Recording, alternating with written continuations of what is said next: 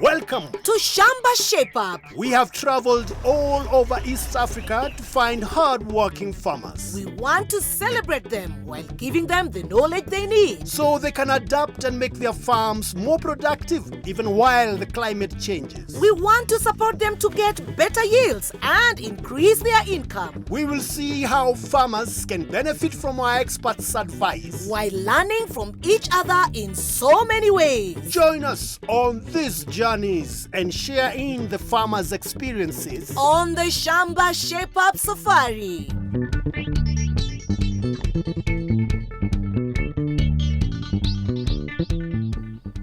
So now, Naomi, this is how we are. Oh, yes, that's right. So this is how we're going to start the show. Yes. Welcome to Shakers of Shamba Shape Up. We are in Kisumu County. Miwani town. No. Miwani County. You could never get it right now, okay? Kisumu County. Welcome to Shamba Miwani Shape Up. We are in Nakuru. Welcome to Shamba Shape Up. Shamba. We are in Kisumu County. Well, I think they have the idea. I can't do this anymore. I think they have I'm the sorry. idea. I can't. So where are my car keys now? This week, we are in Miwani, Kisumu County, just below the Nandi Hills. On this 4-acre shamba run by retired civil servant and now farmer Joshua and his very ambitious son, Joseph. On their shamba, they have spinach and kale and a small pumpkin patch. They also have dairy cows and beef cattle and some kienyeji chicken. Let's go and meet them. Karibuni. Nani? Hello, Karo. How are you? Nandi? Wande maber. One was it. Tony, Karibu. Karibu abera inya. You know the Luo. I didn't know. Wande maber. How is farming here? I think the biggest challenge here is hatujui kudeal na weather. The weather. Yeah. What's happening with the weather?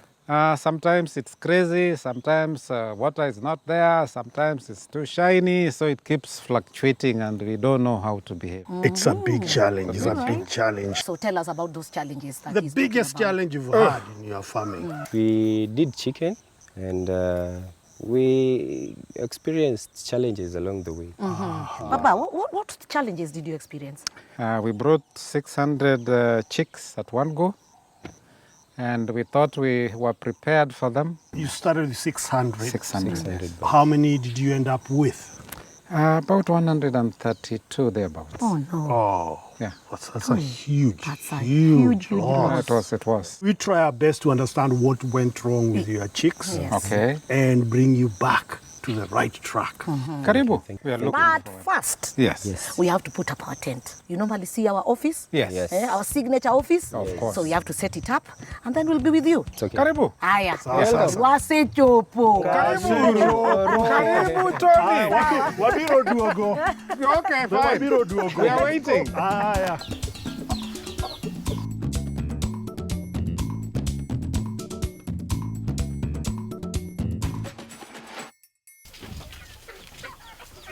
In warm areas like this, chicken farming can be very, very productive, but only if you do it properly. I started keeping chicken last year. I was out with friends, we were discussing, we want to become rich, we should make money. So somebody told me, why don't you do chicken? So I found myself doing chicken. I went for the birds that I went for. The first month, they were okay. The second month, they were okay. Then that's when I started losing chicks. By the time I was realizing this ship is sinking, is when I decided to get rid of what I had. Yeah. We take a look at what the farmers had before. I just needed to understand the full story. So when we brought the 600 birds, this is what we are using. When the birds got bigger, we had to make an extension. Yes. So we built this other side. This area here. Yeah, there's this extension. All right, how do I get in? Oh, you want to go in? Yes. You have to use this door through the second one, That one? and then there is that Another door. There's another door. I'll take some pictures of it. Then I'll call Shamba and see what they can do. It's a bit. How are they feeding? This pipe you're seeing here, this is what we used. How are they feeding this one? I see. If you roll it on the side. Like that? Yes. And we also use these ones. Okay. Yes. I'll send these photos to Shamba, Okay. and then they'll tell us what we can be doing. Okay. You can also call Shamba if you want to know how to build your chicken shed. Dial 0711-082-606. The Shamba experts have given us instructions on what to do. We need to add another window on the back side of the house to allow the air to flow easily. We also need to add a door into the chicken shed and a foot bath to disinfect our shoes. With the new door in place, we can close off the extra gap so that the chickens are kept in one room without any disturbance. Finally, we need to cement the floor so the shed can be cleaned easily. With these instructions, Kamau's team is off to work. Time to get this farm going again. First, Kamau and his team will clear the space. Our new door will be here. And big windows for more airflow.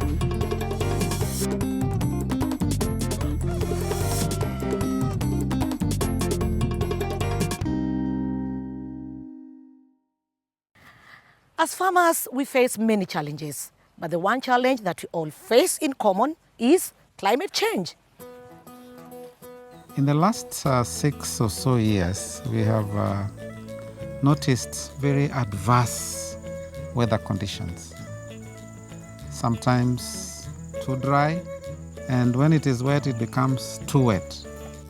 Climate change affects all of us, but there are ways we can adapt to the challenges as farmers. This is why we have invited our weather expert, Paul Murage, from the Meteorological Department to teach the farmer more. This time of the year, we expect the rains, yes, because this is the planting season. And when it rains, that road you see along there, that is a whole river. All the water from the scarp slope reaches the road, and we have devastated. So how do you handle that? We are resigned to fate. There's nothing we can do about it. Why do you think this happens, anyway?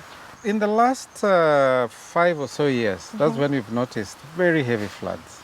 Before that, they were at least manageable. But we are suspecting that the forest cover along the scarp slope is all gone. People have cut trees. People have cut trees, they have done charcoal, so a lot of water not retained. A lot of it just flows downstream. Now, Joshua, Yes. I would like you to look at it as an opportunity. Opportunity? Yes, as an opportunity. You are in a particular place where you can do rainwater harvesting and you do fish ponds. Fish ponds, yeah. Fish ponds, because this is a fishing community. They like fish. These days we even have shortage of fish. You use the drainage canal that is directed in water because you say this is a river. You do a fish pond just near your gate. You can have numerous, but you start small. Okay. If your area gets a lot of water too, create water pans. Direct water from the highest part of your shamba into the dam using trenches.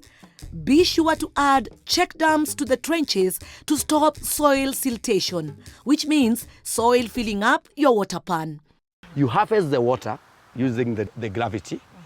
It enters into a fish pond, lays fish there, and with the irrigation, what you do when you are looking at climate smart, being climate smart, you time that during the start of the season, you go against the tide that everybody is planting. You, because you know your particular farm, you don't plant that time. You plant when the rainfall are subsidizing. Okay. And you adopt high-valued crops. I have seen you are doing a good on pumpkin. Yeah, we are doing pumpkin. Do it like commercial. If you are to do 1 acre or 2 acres, and you tell somebody, I have an acre of pumpkin, that's mad. Okay. Then, if you are going to plant vegetables, you are in a community that's adopted sugarcane. Yeah. Go against the tide. Do vegetables. Use the weather forecast to know when the rains begin and end. For off-season planting, plant during the end of the rains and irrigate when in the dry period. As Paul went on to explain, you can plant high-value crops such as pumpkin during the dry season with all the water that you have captured in the water pan. If you too want to plant pumpkins, here is how to do it. Heap soil to create mounds in a row that are 30 centimeters high. Space the mounds 10 feet apart from row to row. Make 10 centimeter deep holes that are 15 centimeters apart from seed to seed. You can use a biro to measure the distance. Add 3 tablespoons of DAP fertilizer and manure per hole. Mix with some soil. Place the seed and cover lightly. Given good management and enough water, your pumpkins can be ready in 3 to 4 months. A good use of all that water, wouldn't you say? In our culture, we need also to change the mindset of our community. Yes. Who said we must all do maize?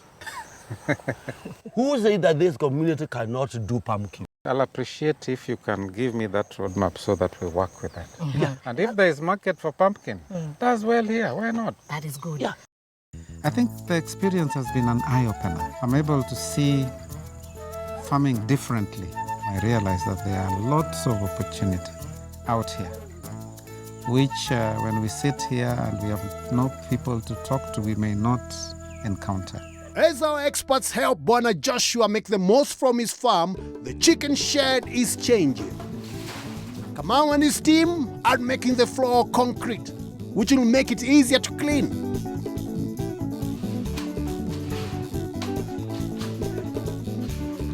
Now, let's catch up with this week's weather news. Welcome to the Shamba Shape-Up Weather and Farming News for Kenya. In the coming week, we expect varying amounts of rainfall across Kenya. The north, upper and lower eastern counties will see low rainfall across the week. Marsabit, Isiolo, Mandera, Wajir and Garissa will get below 5 millimeters of rainfall. Meru, Tharaka and Machakos will have moderate rains reaching 50 millimeters, and finally Kitui, Makueni and Kajiado will get up to 25 millimeters of rainfall. Coastal counties will get moderate rainfall reaching 50 millimeters in the week. This includes Kilifi, Mombasa and Kwale. However, Lamu, Tana River and Taita Taveta will see low rainfall below 5 millimeters across the week. Central Kenya will get high rainfall reaching 75 millimeters across the week. This covers the counties of Nyandarua, Nyeri, Kirinyaga, Embu as well as Nairobi. Murang'a and Kiambu, on the other hand, expects extremely high rainfall reaching 125 millimeters. North, Central and South Rift Valley will get high amounts of rainfall of up to 75 millimeters across the week. This includes West Pokot, Trans Nzoia, Nandi, Kericho to Nakuru. Marakwet, Baringo, Bomet and Narok will have very high rainfall reaching 125 millimeters. Turkana and Samburu, however, will receive moderate rains of up to 50 millimeters in the week. The Western and Nyanza regions will have high rainfall too, reaching 75 millimeters in the week. This spans across Bungoma, Busia, Kakamega, Vihiga to Siaya, Migori, Kisumu, Nyamira and Kisii. Farmer, to help your crops grow better, now is the best time to weed. Weeds compete for nutrients that are meant for your crops. Top dress after weeding with a nitrogenous fertilizer such as CAN or urea. Continue to conserve pasture to ensure you have feed for your livestock when the rains stop. For a detailed weather forecast for your area and more tips, get in touch with Shamba. Call 0711 082 606. See you next week on the Shamba Shape-Up Farming News for Kenya. Coming up after the break. We finish up on the chicken shed. And get another idea of something Joshua can do with all that excess water.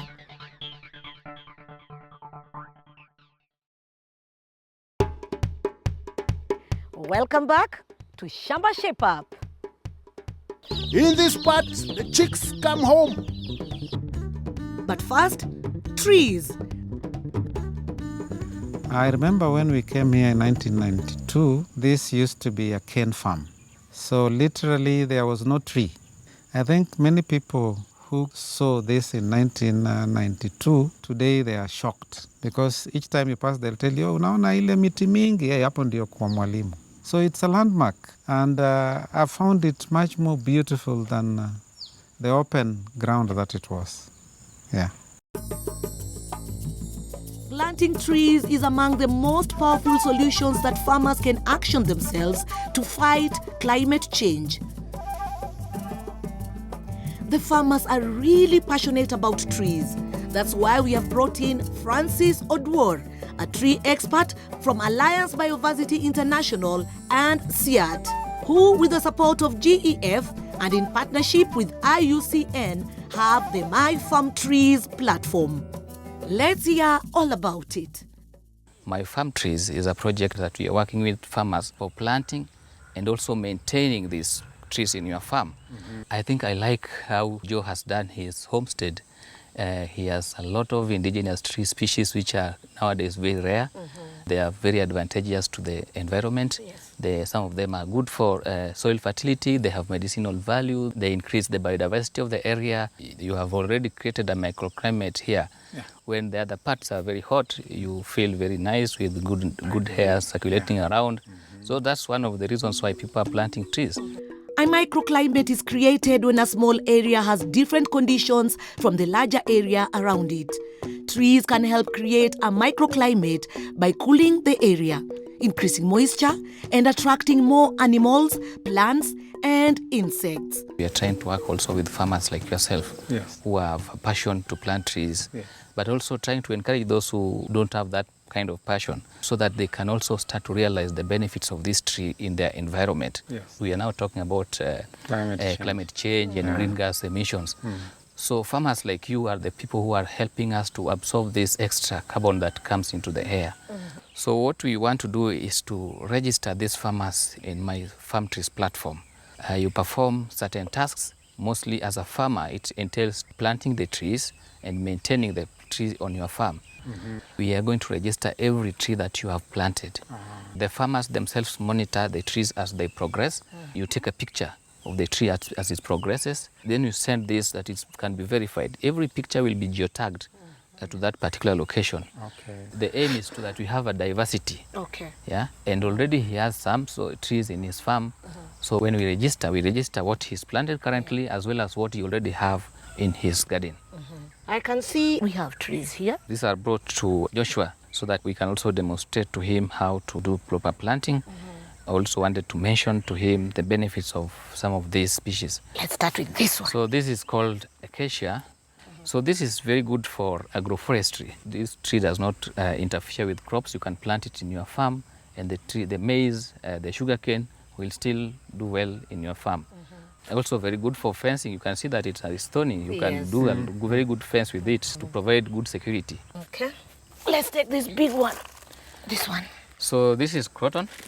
Commonly called here matindri. This is a hardwood tree which is good for timber, but also can be good for providing shade in the compound. I think I'll try this. The ball is in your coat. These are some of the species that I brought him today. This is just a sample, but there are tens of different species that he can do. The My Farm Trees program has started small and is available in 3 counties at the moment, Laikipia, Turkana, and Siaya, but will keep growing.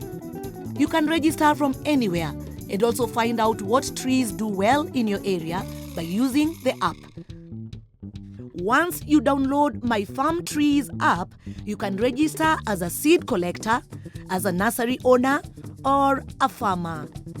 It's important to plant indigenous trees that are native to your area. Different trees can give different benefits, including build resilience to climate change, medicinal benefits, give you fruit. Once you plant the tree, take a picture and register it.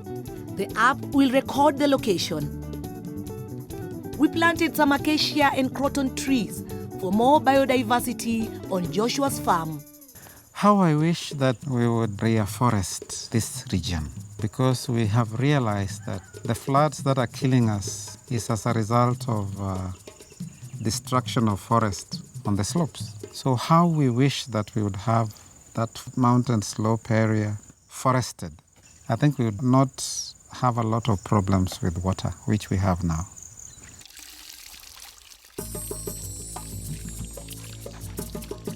With Joseph cleaning the chick drinkers, it can only mean one thing. The chicken shed is done. We need to bring in the clean water and feeders before the expert arrives.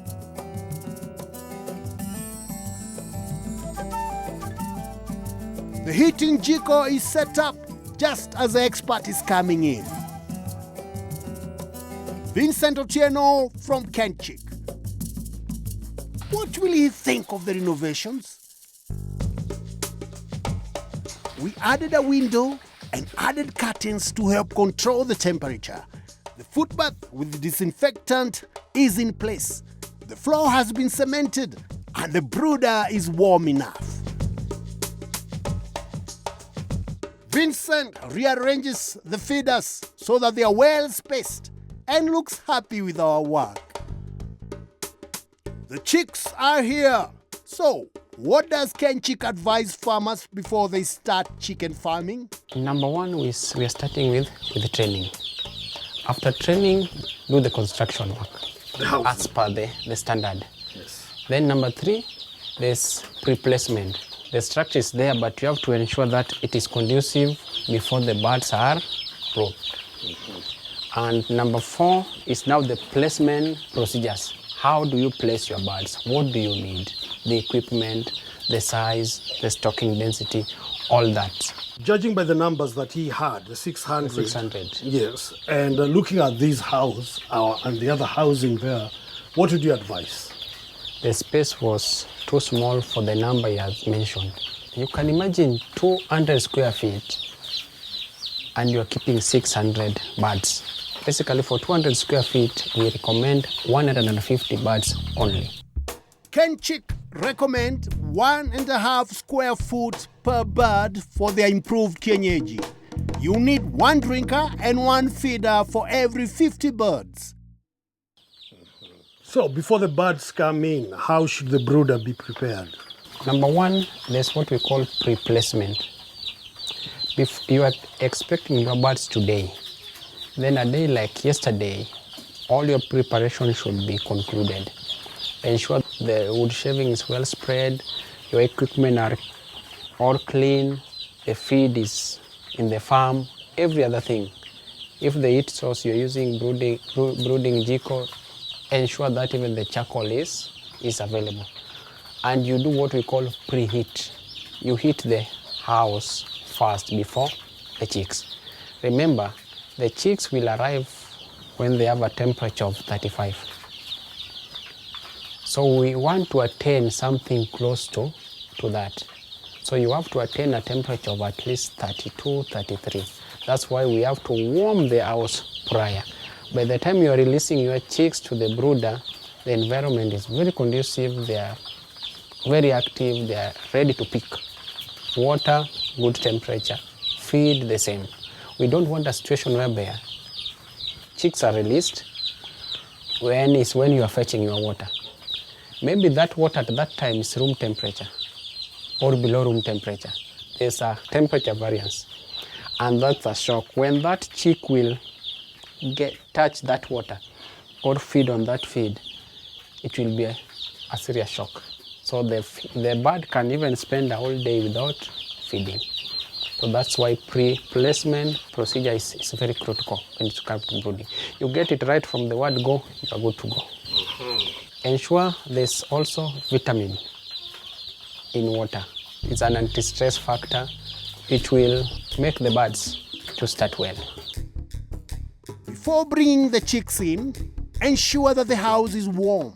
The feeders and the drinkers are ready. To avoid shocking the chicks, start warming the house the day before the chicks arrive. This will make the feeds and the water warmer too. Add vitamins to the water to help the birds relax.